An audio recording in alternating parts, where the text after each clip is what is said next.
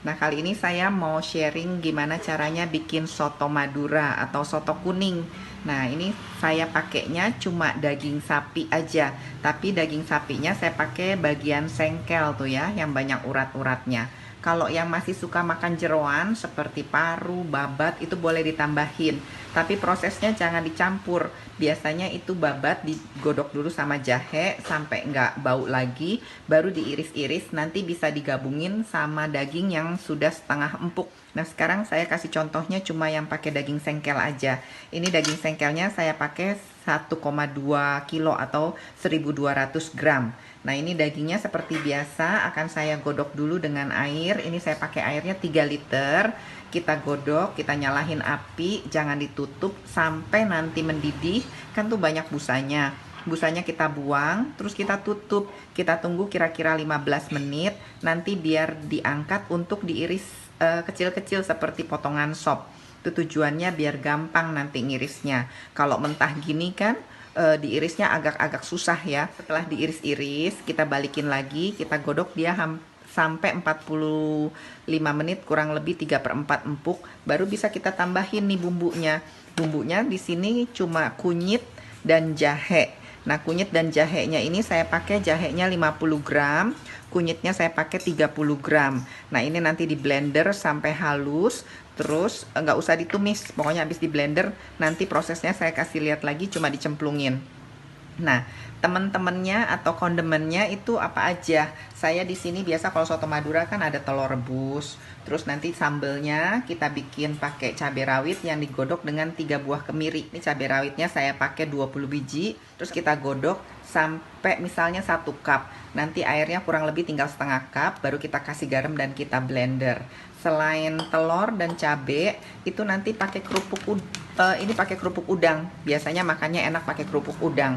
Nah, nanti kerupuk udangnya saya goreng. Ini topping bumbunya ada daun bawang yang saya iris sop, terus udah gitu daun seledri yang udah diiris halus-halus, terus juga diaurin ini nih bawang putih goreng. Biasa saya udah siapin, selalu goreng banyak, simpen di kulkas biar awet, garingnya juga awet kalau disimpan di kulkas dengan peles kedap udara, dan bawang merah goreng.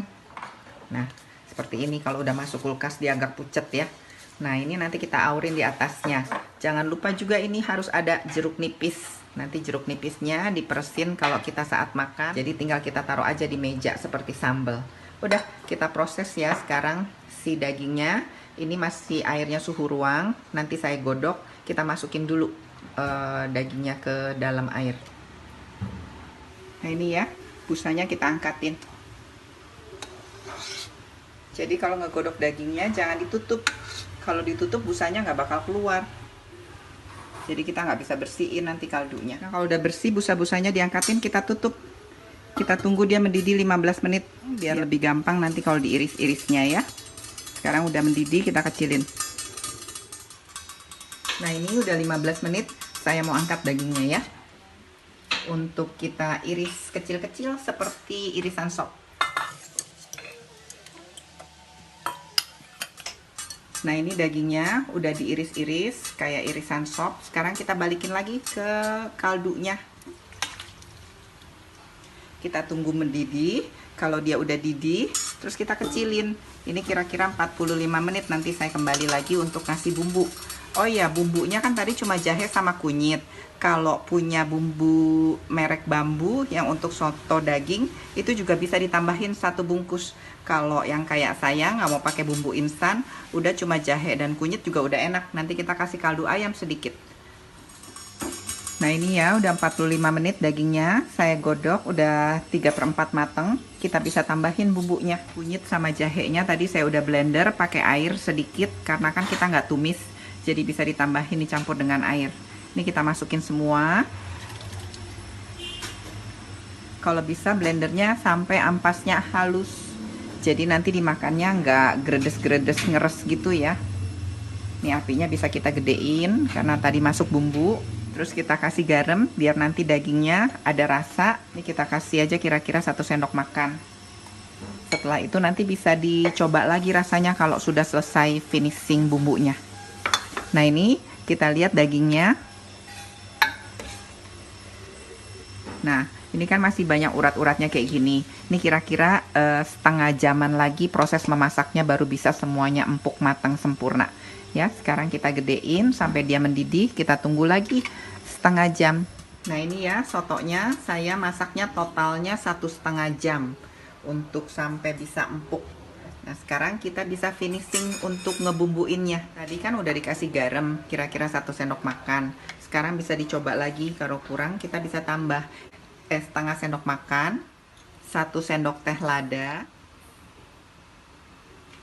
ini 3 batang daun bawang, sama kurang lebih 1 sendok makan bawang putih goreng. Kalau yang suka bawang putih goreng lebih wangi, bisa lebihan, bisa 1,5 sendok makan, tambah wangi ke kuahnya. Nah, untuk daun seledri sama bawang merah gorengnya, nanti kita taruhnya di mangkok kalau udah disajiin. Udah, sotonya selesai, tinggal kita sajiin. Nah, soto juga makannya pakai perkedel enak. Sekarang saya sekalian sharing gimana bikin perkedelnya. Ini perkedel saya pakai kentangnya 1 kilo. Kita udah kupasin, udah dibersihin dari mata-matanya itu. Nanti kita iris biar gampang digoreng. Setelah itu pakai kornet. Kornetnya bisa merek apa aja. Ini 1 kilo kentang. Saya pakai kornetnya yang tengah kaleng seperti ini, yang kurang lebih 195 katanya sih. Terus bumbunya cuma bawang putih goreng, bawang merah goreng, nanti bisa sekalian di blender di food processor sama kentang yang udah digoreng dengan garam dan lada. Kita kasih telur 1 biar untuk ngiket, nanti kalau digoreng jadi nggak hancur perkedelnya. Udah, ini nanti kita siapin.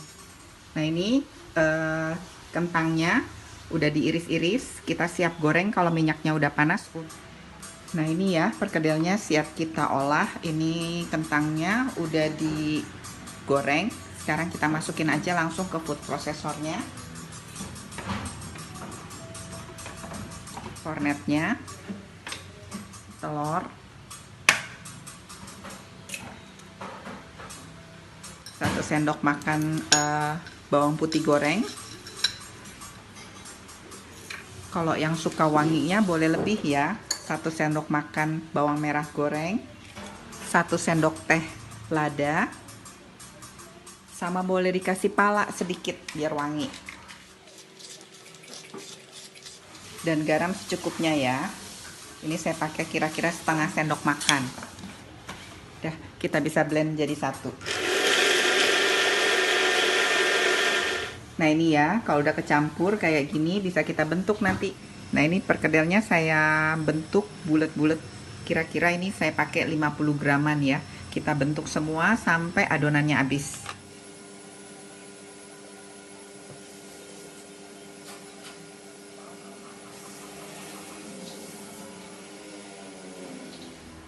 Nah ini perkedelnya semua udah dibentuk tadi 50 gram setiap besar satu perkedelnya. Sekarang kita siap goreng. Ini saya pakai 1 butir telur.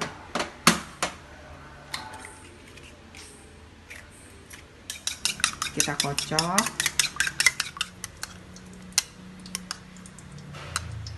Satu-satu ya, dilumurin pakai kocokan telur.